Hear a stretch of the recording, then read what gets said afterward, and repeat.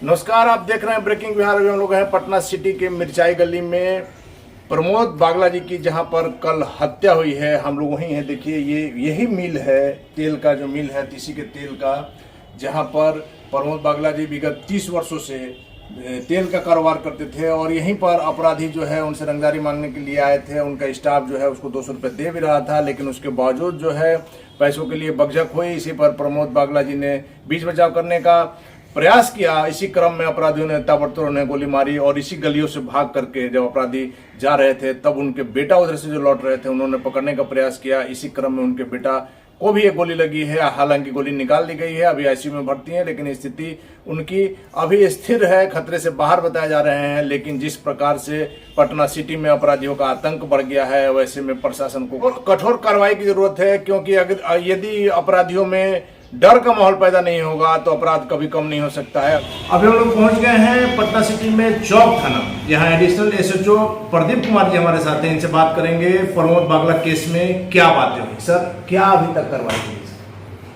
कल जो ये हत्या हुई थी टीमटेल के व्यापारी थे, उनकी जो है वो कुछ अपराध करने वगैरह जो है गोली मार के हत्या कर दी गई थी और उनके बेटे की भी गोली मार दी थी, जो इलाज में हैं।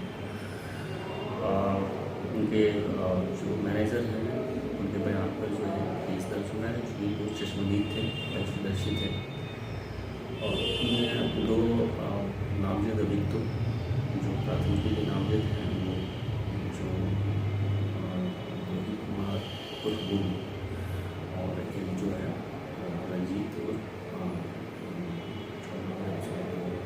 इन लोगों की प्राथमिकी दर्ज की गई और अनुसंधान में पता चला है कि जो है 2 और भी अज्ञात कर्मी थे जो वहाँ बगल में खड़े थे। हम जो है इन लोगों के विरुद्ध जो है मतलब जहाँ संभावित ठिकाने सारे जगहों पर जो है हम लोगों ने छापामारी की, वो सभी अपने घर से लगा है। उनके मोबाइल को हम लोगों का गाड़ी का स्थान में ये सरंजाम से रखे गए और जितनी भी वैज्ञानिक व्यवस्था किए गए उन सारी चीज़ों पर कार्रवाई करें। सर, इन जो 2 अपराधी जिनका आपने छानबीन अभी किया है, जिनको पकड़ने का प्रयास किया है, उनका क्या आपराधिक बैकग्राउंड रहा है? सर जी हाँ, वो उनसे ही काफ़ी आपराधिक प्रवृत्ति दे रहे हैं। वो हत्याकांड जैसे कांड में जीत जा चुके और फिलहाल जो है उनको जो है कुछ दिनों पहले वो जेल से छूट के आया था और फिर जो है सर, आपको नहीं लग रहा है कि इन दिनों सिटी में अपराध थोड़ा ज़्यादा ही बढ़ गया है? देखिए, घटनाएँ तो हो रही हैं, लेकिन जो है हम लोग अपने स्तर से जो है पुलिस की जो है ऐसे सारे लोग कार्रवाई करते हैं तो लोगों में विश्वास बने और लोग जो है सुरक्षित रहें और अपना जो है कार्य। Thank you sir. तो ये थे हमारे साथ एडिशनल एसएचओ प्रदीप कुमार जी, जिनका साफ तौर पर का नाम है कि क्राइम तो हो रहा है लेकिन उसे पकड़ने का प्रयास जारी है और लगातार हम लोग जो है इन अभियुक्तों के घर पर भी छापेमारी किए हैं और इन्हें जल्द ही गिरफ्तार करेंगे। हम चलते हैं प्रमोद बागला जी के घर पर और उनसे उनके परिजनों से बात करते हैं। पटना सिटी के मिर्चाई गली में प्रमोद बागला जी के घर में, प्रमोद बागला जी इसी घर में रहते थे जिनकी कल अपराधियों द्वारा हत्या हो गई है। आपको पता है कि पटना सिटी इन दिनों अपराधियों का सॉफ्ट टारगेट बन गया है। लगातार जहां से सरकार को करीब 1000 करोड़ रुपए के राजस्व की प्राप्ति सालाना हो रही है, वैसे पटना सिटी में व्यवसायियों की सुरक्षा के लिए कोई उपाय नहीं हो रहा है। किसी घटना के बाद व्यवसायी जब हंगामा करते हैं, हम लोग हंगामा करते हैं, उसके बाद कुछ देर के लिए शासन प्रशासन जागता है, लेकिन फिर वही ढाक के 3 पात वाली बात हो जाती है और व्यवसाय करे कि अपराधियों से लड़े। इसी पेशवेश में व्यवसायियों का व्यवसाय भी प्रभावित हो रहा है और डर के साए में लोग रह रहे हैं। आप समझ सकते हैं कि जिस प्रकार से कल प्रमोद बागला जी की हत्या हुई है, अपराधियों का क्या दुस्साहस था। ऐसे बातें आ रही हैं कि रंगदारी की बात थी, लेकिन क्या आपको लगता है कि रंगदारी की बात में इस तरह से कोई तैयारी करके आएगा? अभी हमारे साथ प्रमोद बागला जी के बड़े भाई साहब हैं, इनसे बात करेंगे। सर, क्या बातें हुई थी? सर देखिएगा, अभी तो सामने यही बात आया है कि आया था, पैसा मांगा, पैसा दे दिया गया, लेकिन उसने दारू पी रखा था या स्नैक्स दे रखा था, क्या था भगवान जाने। उसने गोली चला के सिर में सटा के गोली मार दिया और उसके बाद 2-3 गोली मार दिया लड़का वहीं पर हमारा भाई गिर गया। और उसकी अवस्था में हमारे मैनेजर जो थे वहाँ पर स्टाफ, हमने उनके प्रमोद के लड़का को जो बगल जनता होटल में दुकान जी। है फ़ोन किया तो वो उधर से आ रहा था तो उसको भी गोली मार दिया। उन्होंने देखा अपराधियों को पकड़ने का प्रयास किया। इसी में उसने पेट में गोली लगी, उसको भी जो हॉस्पिटलाइज है, कल ऑपरेशन करके उसकी गोली निकाली गई है। अभी स्थिति उनकी नॉर्मल है? अभी स्थिति आईसीयू में है, लेकिन खतरे से बाहर है। हाँ, खतरे से बाहर है अभी। सर ये कितने बजे की घटना है? ये कल सुबह 10-10 बजे। आप सर 10:15 बजे की ये घटना है और इतना भीड़ भाड़ है, सिटी में इतनी गलियां हैं, ऐसी गलियां कि कोई अगर इसे भागना भी चाहे तो अनजान आदमी जो है उसमें गुम होकर रह जाएगा। ऐसे भीड़ भाड़ वाले इलाके में किसी ने कोई मदद नहीं किया, किसी ने अपराधियों को पकड़ने का प्रयास नहीं किया। लेकिन यहाँ पर इतना अपराधियों का खौफ है, सब एक दूसरे को जानते हैं, लेकिन खौफ के मारे कोई किसी को बीच में नहीं पड़ना चाहता। ये स्थिति है, इनका आतंक इतना बढ़ा हुआ है सिटी में। जब जो मर्जी आता है, जिसको मर्जी वह गोली मार देते हैं। इसलिए कोई भी सभ्य आदमी अपने आप को इसमें सुरक्षित नहीं महसूस करता है और नहीं चाहता कि हम भी गोली खाएं। सर आपके भाई साहब विगत करीब 3 दशक से यहाँ कारोबार कर रहे थे और आज तक आपसे कभी उन्होंने कोई शिकायत किया है कि फलाना जो है क्रिमिनल हमसे रंगदारी मांगता है, या किसी से किसी बात की कोई झड़प? नहीं, कोई ऐसा कोई बात नहीं था। ऐसी कोई रंगदारी की या किसी से झड़प की कोई बात नहीं। किसी से कोई दुश्मनी? कोई दुश्मनी नहीं किसी से। ये क्यों हुआ, कैसे हुआ, किस लिए हुआ, हम लोग खुद अनजान हैं। ये जो बातें सामने आ रही है सर कि 1000 रुपए करीब रंगदारी मांगा गया, जिसमें उन्होंने कुछ पैसा उनका स्टाफ दे भी दिया था। ये बात सही है, पैसा आके मांगा था, उसको 200 रुपया दिया है हमारा मैनेजर और उसके बावजूद इसने गोली चलाई। सर आप कितने भाई हैं? हम अभी हम लोग 6 भाई बचे हैं। 8 भाई में 2 भाई गुजर गए, एक बड़े भाई हमारे हार्ट अटैक से चले गए और प्रमोद छोटा हमसे है। कितनी उम्र थी सर इनकी? 58 के करीब।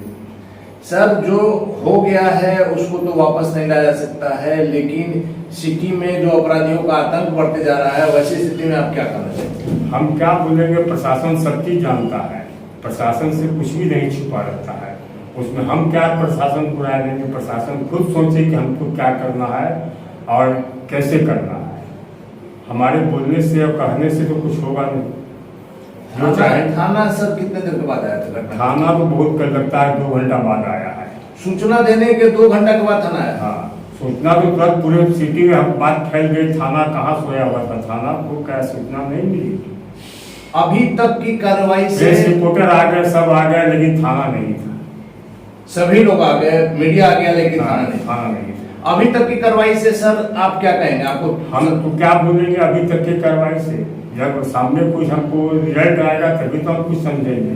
अभी तक तो मेरे सामने कोई रिजल्ट है नहीं। थाना तो बोला कि हम अपराधी को पकड़ेंगे, लेकिन पकड़े वही है कि अगर मान लीजिए पकड़ भी लेता है तो जो अभी जैसा सुन रहे हैं कि वो या लड़का जो उसमें इन्वॉल्व था 2-3 मर्डर और पहले भी कर चुका है, जाता है 3 महीना में बेल करा के आ जाता है और फिर आके मर्डर करता है। तो थाना को पता नहीं है, थाना नहीं जानता इस बात को। सरकार से आपकी क्या मांगे सर? सरकार से हम क्या मांगेंगे? सरकार से मांगने से तो क्या मांगेंगे? सरकार को हम लोग को सुरक्षा दे और क्या मांगेंगे? व्यवसायियों की सुरक्षा, क्योंकि ऐसी घटना फिर ना घटे। अरे जो चला गया वो तो लौट के आएगा नहीं, लेकिन आगे प्रोटेक्शन तो मिलना ही चाहिए ना। क्या आज हमको मार के चला गया, हमारे भाई को मार के चला गया, कल हमको मार देगा, फिर किसी और को मार देगा। तो इसी स्थिति में तो व्यवसायियों की सुरक्षा की बात पर सरकार को ध्यान देना चाहिए और तो सरकार के सोचते कड़ी कार्रवाई होनी चाहिए। अब क्रिमिनल तो यहाँ से आज आप पकड़ते हैं, बेल हो जाता है 3 महीने में, फिर चला के फिर आपको धमकाता है कि तुम सजा गवाही देगा, तुमको जान मार देंगे। मतलब कि घटना के बाद से वो जेल अगर पकड़ा भी जाते हैं, जेल जाते हैं, फिर 3 महीना में छूट के आए और फिर क्राइम उन पर वैसी कार्रवाई होनी चाहिए ताकि इस तरह की घटना में कमी आ सके। कमी आए और दोबारा वो ऐसा करने का साहस नहीं करे। हमारे साथ यहाँ एक लोकल व्यक्ति हैं, इनसे जानेंगे। सर क्या लग रहा है? जिस जगह पर आप पटना सिटी की बात कर रहे हैं, उसी पटना सिटी में जब मेरे शासन का व्यक्ति जो चीफ मिनिस्टर है वो स्वयं सुरक्षित नहीं है, उसके भी मंच पर उठ करके आदमी और तबाह चला देता है, तो फिर जनता का क्या होगा? यहाँ तो राष्ट्रपति शासन ले जाना चाहिए। जनता एकदम असुरक्षित है, अब किसी भी दिन कुछ भी हो सकता है।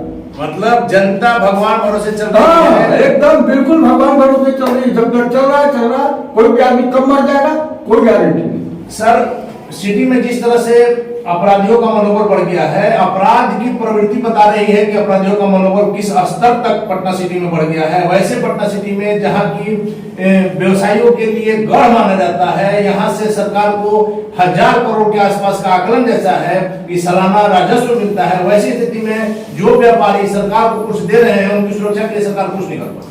देखिए सरकार क्या करेगी? सरकार का अभी नीतीश जी का सबसे बड़ा है कि दारू पकड़िए, दारू को बंद कर दिए, हम वो कीजिए।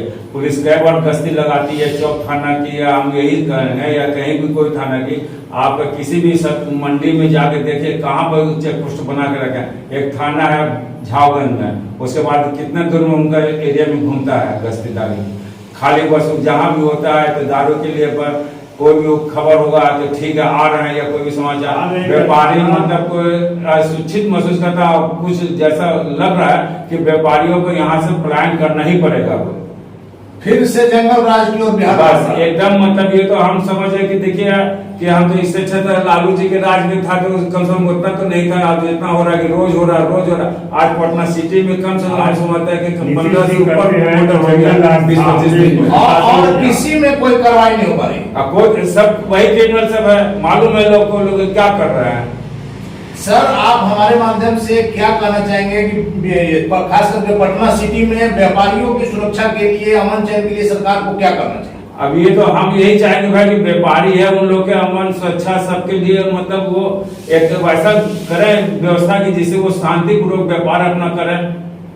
और सरकार अपना नीति कैसे क्या करते हैं थाना में या जहाँ भी है वो कैसा व्यवस्था रखते हैं, ये तो क्योंकि आपका काम है व्यापार करना, सरकार को टैक्स देना, वो आप कर रहे हैं, लेकिन आपकी सुरक्षा की जिम्मेवारी सरकार की है। हमारी सुरक्षा तो सरकार करेगी, हम टैक्स दे देते हैं, हम जमा कर दिए टैक्स, हम तो और कुछ नहीं कर सकते हैं। सर, आपके यहाँ जब हम आए तो देखा कि एक पुलिस का सुरक्षा कर्मी बैठा हुआ है, वो क्या आपकी सुरक्षा के लिए है? ये हम लोग कल जैसे हुआ था हंगामा, उसमें हुआ तो ठीक है आके बैठ गए हैं, हम लोग को भेज दिया गया भाई कि ठीक है इनकी सुरक्षा।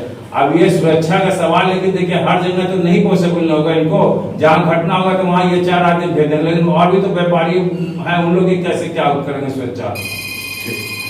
तो ये थे हमारे साथ प्रमोद बागला जी के उनके दोनों बड़े भाई साहब। आप समझ सकते हैं कि बिहार में जो स्थिति है, अपराधियों का मनोबल किस प्रकार से बढ़ गया है, ये आपसे छुपा हुआ नहीं है। और सबसे दुखद बात है कि जो माननीय जनता के पैसे पर, जनता के वोट से चुनकर आते हैं, उनके लिए सरकार सुरक्षा की तमाम व्यवस्था करती है, बॉडीगार्ड देती है, और वैसे व्यापारी जो यहाँ बिहार की आर्थिक रीढ़ है उनके लिए सरकार कुछ नहीं कर पा रही है। पटना सिटी जो व्यापारियों का गढ़ माना जाता है और यहाँ का व्यापार आज से नहीं अंग्रेजों के जमाने से प्रसिद्ध रहा है, वैसी मंडी में क्या सरकार को सुरक्षा की वैसी व्यवस्था नहीं करनी चाहिए जिससे कि आपराधिक घटनाओं पर रोक लग सके और अपराधियों पर वैसी कार्रवाई जिससे कि अपराध करने से भी लोग डरे। लेकिन इन बातों का अभाव है जिसके कारण व्यापारी डर के साए में जी रहे हैं। और आपने साफ तौर पर सुना कि इनका कनाम में कि अगर यही हाल रहा तो हमें यहाँ से पलायन करना पड़ेगा। जहां सरकार बड़ी बड़ी बातें कर रही है कि यहाँ पर इंडस्ट्री लाया जाएगा, उद्योग लगाया जाएगा, वैसे में जो पुरानी चीज है उसको तो आप बचा कर नहीं रख पा रहे हैं, तो नया चीज आप क्या कर पाएंगे? आप देख रहे हैं ब्रेकिंग न्यूज खबरों का सिलसिला जारी है, आप बने रहे ब्रेकिंग न्यूज।